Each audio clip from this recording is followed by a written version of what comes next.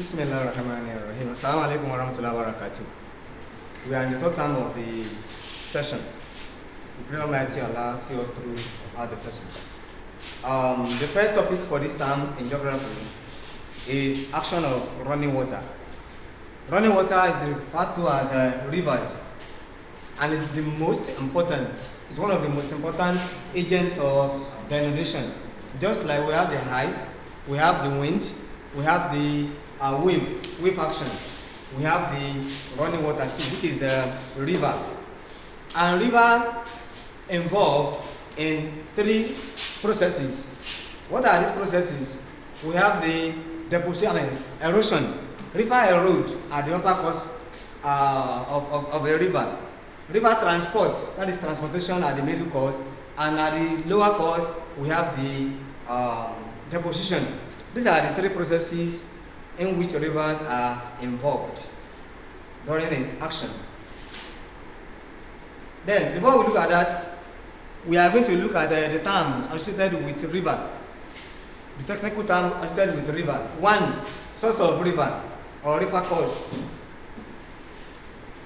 or river source. This refers to the area where river starts where river takes its source, especially around the islands. So that's what we call the source of rivers. Then we have the course of a river. Just like human being, like we have our own paths along the bush, rivers too have their paths. The path taken by the river or the channel through which the river flows is called a course of a river or river course. Tributaries. Tributaries are smaller rivers or streams which join a larger one. Just like this. This is a river now. Tributaries are smaller rivers joining this. This is the major river. Tributaries joining this, thereby increasing the volume at the middle here, because there are many other smaller rivers that join the major one. This is the major one, and this is one of the smaller rivers that we have, SS. So joining the major rivers. So these SS are called tributaries. Then we have the river energy. River energy is the velocity of a river, otherwise known as the speed of a river. The speed at which the river is moving. That's what we call the river energy, or the strength of the river. The next one, which is number 5 here, river basin or catchment area. We have the catchment area, and this area is referred to the areas that are drained by a river and its tributaries. That are drained by a river and its tributaries.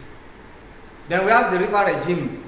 It's the seasonal change in the volume of rivers. Usually during the dry season, the volume of the river will have reduced because of some factors like evaporation, which will reduce the volume of the river. So in that case, the volume of the river will reduce in the dry season, and in the rainy season, it will increase. Therefore, that is what we refer to as the river regime. Then we have the opposite of tributaries I mentioned at that time. We have distributaries. Distributaries. If you look at this, I said this one is tributaries. This one is also tributary, the major river.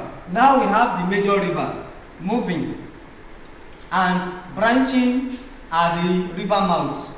Because of the load carried by the river will now deposit some of its contents at the river mouth. Those contents will block the free flow of the river, thereby making the river to form the branches. That branch or those branches formed are called distributaries, especially at the sea mouth and in the delta area. That is what we call distributaries. Having looked at the terms associated with the river, we are going to look at the factors affecting the velocity of the river. Don't forget I said velocity of river is the speed upon which the river is moving. The speed, the velocity, the gravity of the movement of the river. Now, there are factors that will reduce this or increase this. Depends on these factors I want to mention. One, the slope or gradient of the river valley. If the gradient of the river valley is steep, the river will move faster. If it is otherwise gentle, the river will move slower compared to the steep slope river. 2. The volume of water released. The volume of water released also determines the speed or the velocity of a river. Then we have the shape of the river valley. We have the shape. What is the shape? So it depends on the shape, the curved shape or the straight shape. So all these are factors affecting the velocity of a river. Among those factors is this final one, amount and size of material carried by the river. Let's take, for instance, a river carrying fine materials, fine particles of sand, with another river carrying pebbles, big stones. So the one carrying the big stones will have the speed reduced compared to the other one that carries the light material, which will increase in speed. So these are the factors that affect the speed or velocity of a river. In case you're asked to mention them in the exam, you see them in your notes. Amount and the stages of a river. We have 3 stages of a river as shown in this diagram. 3 stages of a river. We have the upper course, upper stage, the middle course or the middle stage, as shown on the board here.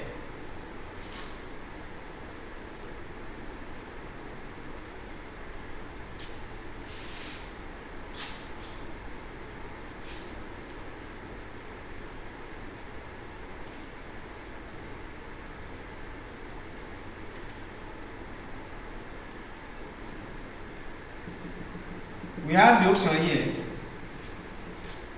We have the ocean or sea here at the river mouth here. Like I said the river takes the source from here, especially the island.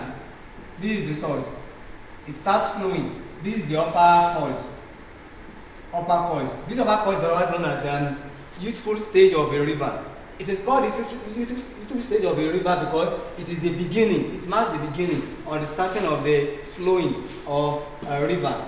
We call it upper course, like I said. The other one is middle course here. The middle course. Otherwise known as a mature stage. It is called mature stage or middle course or valley course. We call it valley course also. So here, but here we have lower course. Lower course, known as old age stage, opposite of the youthful stage. We now have the old age stage, the stage at which the speed of the river is reduced because of the nature of that area, the lower course of the river, and because of the materials carried by the rivers. So that makes it to be the rivers to be held in nature, depending on the speed, according to the speed rather. Then we have the river mouth. The river mouth, where we have the deposition. Just like I said the other time, we have 3 processes in the river flowing and the action of river. Deposition takes place at the upper course here. So in other words, deposition is attached to this upper course, whereas transportation is attached to the middle course. The materials eroded here will be transported when it gets to the middle course here. From the middle course, we have the position at the lower course. So the speed of the river, like I said the other time, is reduced. Therefore, those materials carried from the upper course, transported in the middle course, will now be deposited at the lower course, at the sea mouth of the river. So these are the stages of river.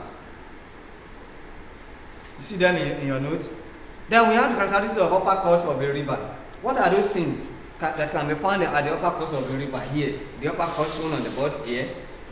Now, around the upper course is found around the highlands, not around the lowlands. It's around the island. That is why it is possible for the river to take its source from that area. So, because the river takes its source from island, mountainous region. Then, it marks the beginning or source of a river, like I said the other time. 3. It has steep or V-shaped valley. Then lastly, has waterfall as the main feature, which I'm going to look at in the next lesson now.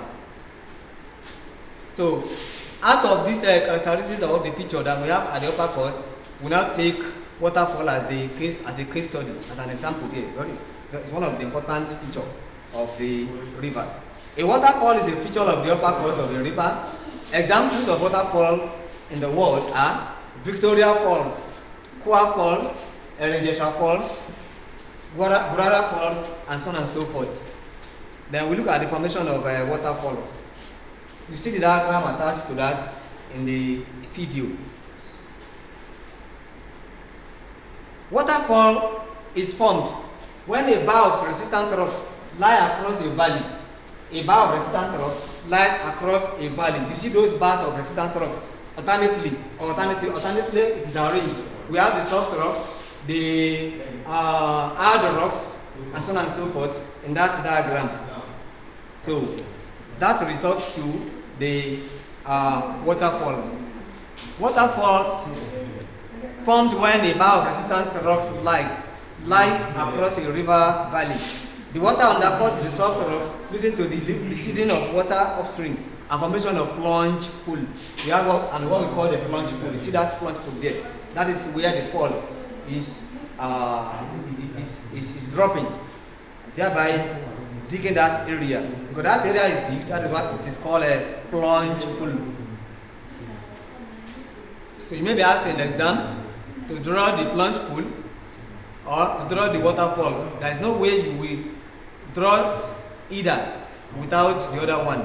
Waterfall has plunge pool as its feature. That is it. Then, at the middle course, where we say we have transportation as the process taking place there, we have the following characteristics there. Increase in the load of the river occurs at the middle course here. Increase in the load of the river. Then we have presence of bluffs, river cliffs, meanders, and so on and so forth, even terrace.